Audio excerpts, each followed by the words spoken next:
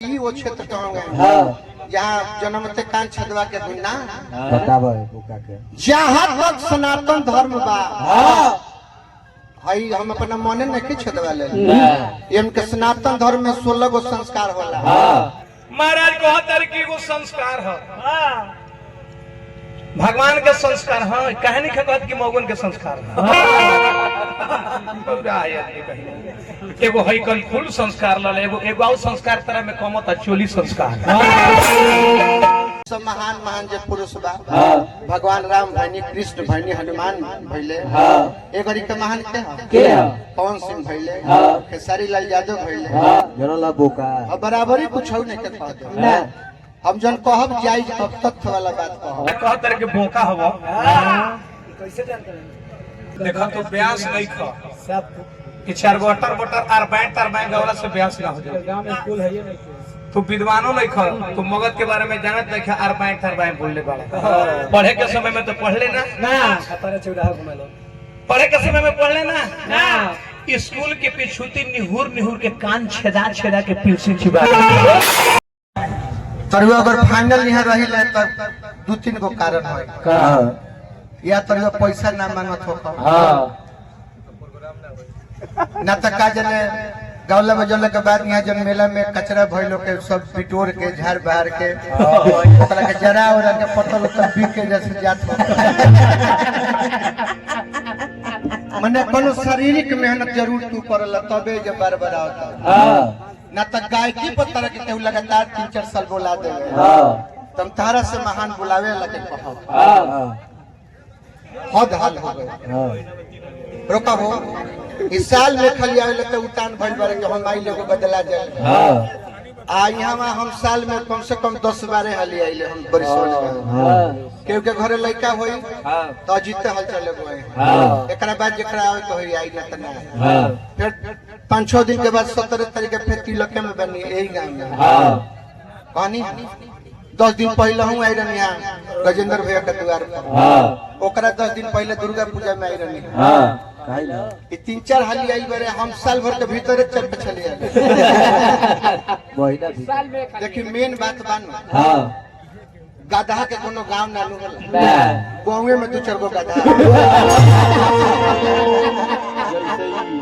जैसे ही इनका तो हम कहानी है कि वो क्षेत्र में जहाँ साइकिल के चैन दांते काट दे तो वो लेवल में बराबरी में आवे खातिर कहतर कि वो क्षेत्र कहाँ गए जहाँ जन्मते कान छदवा के बिना जहाँ तक सनातन धर्म बा भाई हम अपना मने नहीं छदवा ले इनके सनातन धर्म में 16 गो संस्कार होला जिसमें 11 नंबर संस्कार ई है जम के कर्ण भेद संस्कार कहल जा सनातन धर्म जहाँ तक बा वहाँ के लोग कर सकेला जे सनातनी बा ई काम कर सकेला के करी पहले तो सबे करत रहल इस सब महान महान जो पुरुष बा भगवान राम भैनी कृष्ण भैनी हनुमान भैले एक के महान के पवन सिंह भैले खेसारी लाल यादव भैले आ तारा व्यास लोग में महान हम ही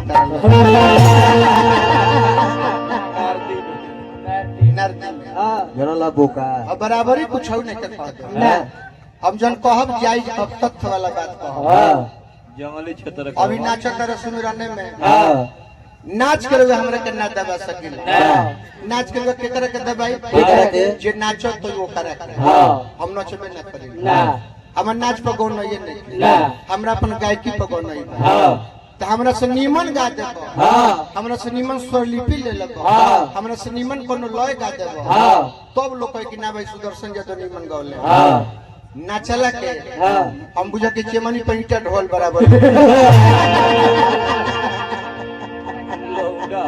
नाचे खातिर लोग के 4000 दिया तई लोग ओकर ड्यूटी अलग बा अब हम ही गाइयो हम ही झालो बजाती हम ही ढोलको बजाती लेकिन अलग अलग डिपार्ट बना त नाच के डिपार्ट इनका जी में देहल जाए हालांकि इलो लेडीज सब इलो नाची डांसर का लहंगा पहिर के नाची तो डांसर का है यहाँ के धोती पहिर के नाच यहाँ के डांसर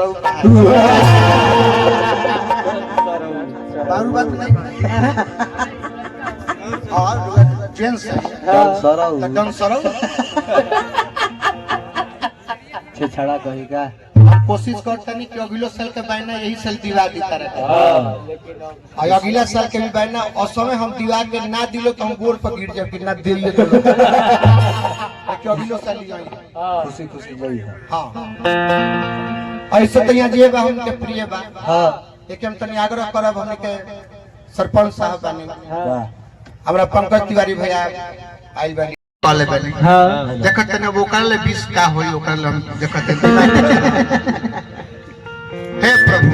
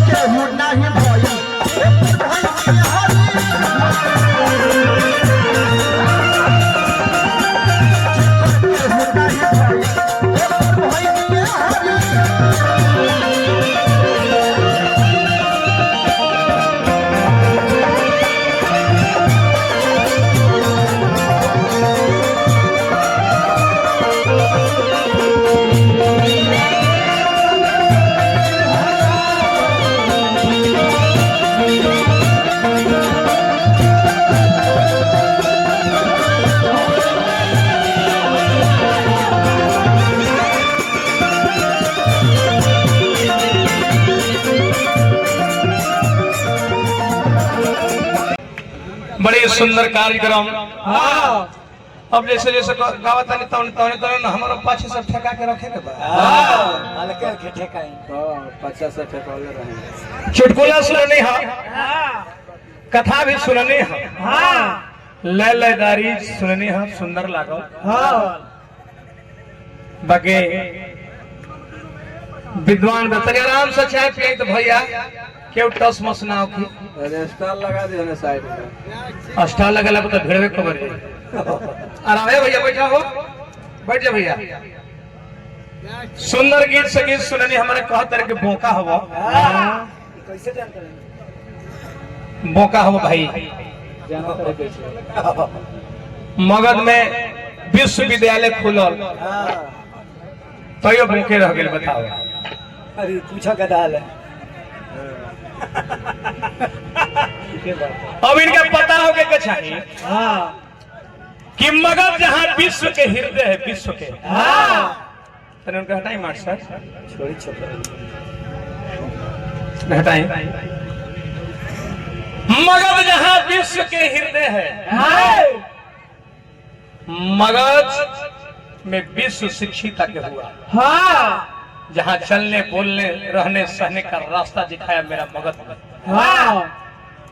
गौतम बुद्ध के ज्ञान शांति भी मिला मेरा मगध में। अशोक सम्राट ऐसे ऐसे महाधीश मगध में हुए। कहतर की सर्च करके खोलावल गई बा विश्वविद्यालय हिनकर सुनी इनका। अरे जहाँ मौका हुई लोग वहाँ एक बार विश्वविद्यालय खोलावल जाए। पहले लोअर स्कूल खोलवाल जाए, तब मिडिल खोलावल जाए, तब हाई खोलावल जाए, कॉलेज खोलावल जाए, तब ना विश्वविद्यालय खोलावल जाए। देखा तो ब्यास नहीं खा कि 4 गो अटर बटर आर बैंक तर बैंक गवला से ब्यास ना हो जाए। गांव में स्कूल है ये नहीं। तो विद्वानों नहीं खा तो मगध के बारे में जानत नहीं खा आर बैंक तर बैंक बोलने वाला। पढ़े के समय में तो पढ़ लेना ना, अपने चौराहा घुमा लो। पढ़े के समय में पढ़ लेना ना। स्कूल के पिछूती निहुर निहुर के कान छेदा छेदा के पीछे चिबा। यही पर मंदिर बने वाला था। यही पहन कर हम मंदिर बनी, हम जानते जे बन जाए कान छेदा के निहुर निहुर के मंदिर पर। महाराज कहतर की वो संस्कार है भगवान के संस्कार है कहे नहीं कहत कि मौगन के संस्कार है एगो है कल फुल संस्कार लले एगो एगो और संस्कार तरह में कमत चोली संस्कार अब कहिया ये बनवारी आई धरती पर वो कुछ दिन में हो जाएगी। मनोज बाबा हम गाई प्रसंग में हेला के हम गाते कि कब छठ के गीत शुरू हुई ऐसे पहले छठ के गाते हो छठ के गाते दिखाओ राजा प्रियव्रत के कहानी सुननी